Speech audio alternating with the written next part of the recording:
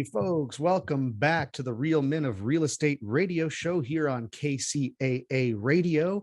And if you were here before the short commercial break, you know that I have the man of all men here in note investing, Kevin Shortle, the trainer's trainer, right? But Kevin, again, professional speaker, best-selling author, podcaster, content creator, coach, friend, family man. He's the man, right? And we're back with Kevin Shortle talking about one of the coolest investment vehicles that I've ever heard of that not a lot of people have heard of, and it's mortgage note investing. Before the break, we just talked about what a mortgage note is, right? What does it mean to buy a mortgage note, invest in one, so on and so forth. And let's get into this, Kev. There's performing notes and there's non-performing notes. And we're not going to get crazy in any coaching. We don't have enough time. But a performing note really is somebody who's paying their mortgage on time. Correct. Non-performing note is somebody who is not. Correct. Pretty self-descriptive on Yes. there, but yes, that's essentially it. Now, obviously, there's various degrees of that. How long haven't they been paying, et cetera. But yes, if we just cut it to black and white, that's what they are. Mm-hmm. Yes, and we're just very black and white on this radio show, folks. By the way, we're very black and white. But let's say we buy a performing note. Yeah.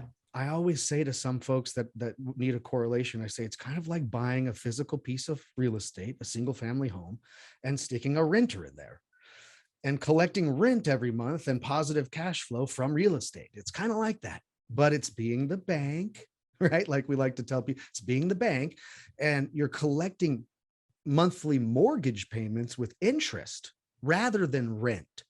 And it puts you in a position where you don't have to worry about all the things they talk about, from termites to tenants to toilets to trash to all the stuff we deal with as a landlord. And it's what banks and hedge funds and such have been doing for years.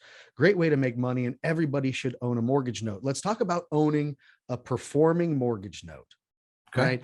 You buy one of these notes, put it in your portfolio, and you start collecting monthly mortgage payments from a homeowner. Okay.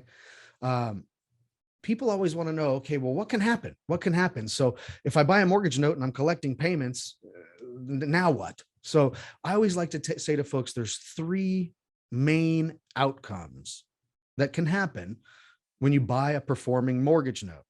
I don't know if you've ever heard me say this, Kev, but you probably preach the same things. But one of the things that could happen, let's say you're buying 20 years left of remaining payments on a mortgage note. Okay. Well, not very common, Kevin, but couldn't somebody, as option one, couldn't somebody pay their mortgage payment on time every month, not sell the house and move, not refinance with a different bank, nothing, just pay on their same mortgage loan for the next 20 years, and you would collect a nice yield with monthly cash flow pretty passively, okay, for the next 20 years. Would you agree that that's option one? Yeah, absolutely. In fact, today you'll find that a lot of people are having their mortgage payment taken directly out, automatic withdrawal, ACH payments. And when you have something like that, that's fantastic, because the money's steadily coming in. You don't have all of the management issues, as you said. You don't have the, hey, water heater broke sort of stuff. You're just collecting that cash flow. And in addition, most of the time, these loans are written like a bank loan, where it also includes the escrow. So taxes and insurance are being held and as well, and being taken care of. So it can be extremely passive, and the rates of return that you can get on these type of assets in today's marketplace, it's pretty incredible when you look at the return you can get. Plus, remember, everybody, that loan might be backed by, especially in today's world where appreciation's gone through the roof. I was looking at notes today that you could pick up for $50,000 that's backed by a $150,000 house, and you're making 11% on your money. Where's your risk? Where's your downside? So yes, it can be as simple as you stated. Well, Kevin, and we're going to get into what can happen in the second scenario and third scenario, but just let's go back to this collecting monthly payments over the next 20 years with monthly cash flow very passively. That's pretty cool. That's pretty cool. But you just said somebody could earn a high enough yield to make 11%. Now, on the radio show, we're not promising yields. We're not investment advisors, lawyers, attorneys. This is not, investment advice at all. And we're not trying to make promises here. But I know, and Kevin knows, that an 11% annualized ROI or yield can be achieved with note investing. But Mhm. a lot of people would say to me, Kevin, well, wait a second. Most people around are paying like 3 and 4% interest rates on their mortgage. How do you collect that monthly payment and make something like an 11% yield or anything of that sort? So let's explain to them a little bit about how that works. How does one Sure. create a Sure. high So yield like that? there's the interest rate that the person has promised to pay on the promissory note. And that interest rate, you could call the coupon rate, if you will. Some people refer to it as that. That's what the consumer, that's what the borrower is paying. Okay, so if somebody's payments are based upon a 5% interest rate and their payments are $1,000 per month for 20 years or what have you, that's the rate that they're paying, right? But I'm buying this note at a discount.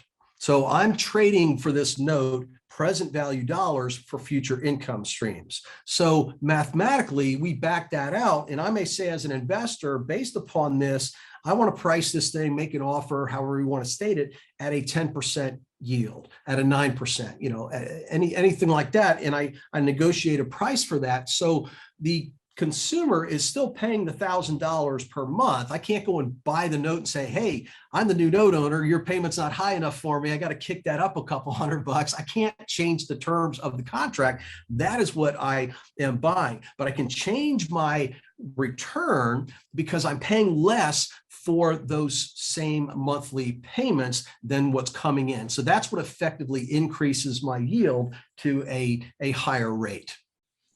Yeah. And I think folks, don't let the term discount scare you. It's not like the owner of that note is taking some sort of a loss. We're just saying that you're able to buy these mortgages simply because of the time value of money. You're able to buy these mortgages at less than what is owed if you're paying cash for it today.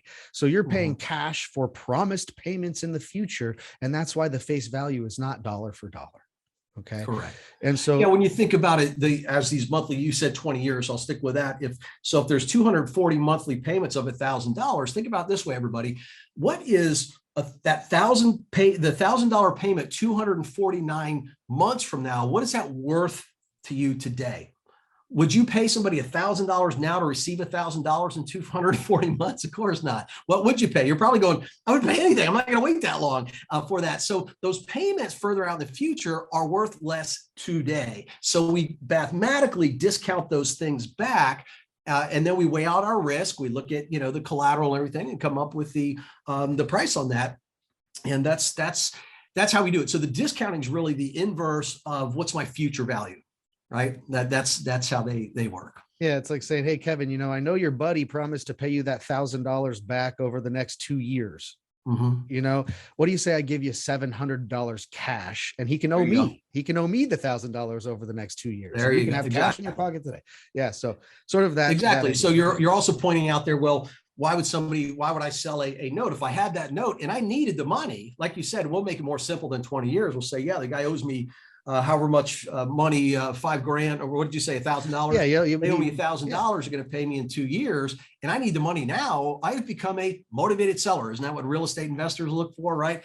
I become a motivated seller that would rather get a lump sum now. But you're not going to give me $1,000 now to wait 2 years to get $1,000. You're going to say, I'm going to make some money in this, so I'm going to pay you, using your example, $700.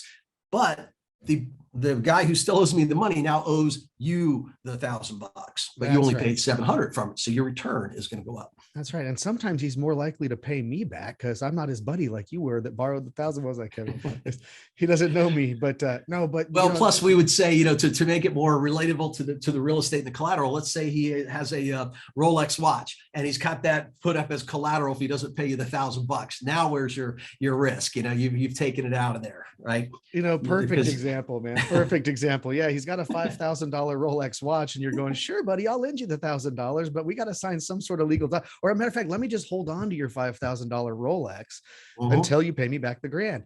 If you don't pay me back the $1,000 by such time, I get to keep the Rolex fair and square. High five, right? And now he has the ability as that borrower to either pay you the $1,000 back as agreed by the time he said he was going to, or lose the collateral. And most people don't want to lose a $5,000 Rolex over a $1,000 loan. Most people don't want to lose their $150,000 house over the $50,000 that's owed. Right. Right. Very likely to pay you. So that's one thing, guys, is that since people are motivated to pay their mortgage payments, people want to lose their house and be foreclosed on and all this stuff. Most people don't want that. And so that's why it becomes such a secure investment, because they might pay you on time every month for the next 20 years. And like Kevin said, you make a great yield. It's super passive. You always have that safety net of that home is collateral for the loan.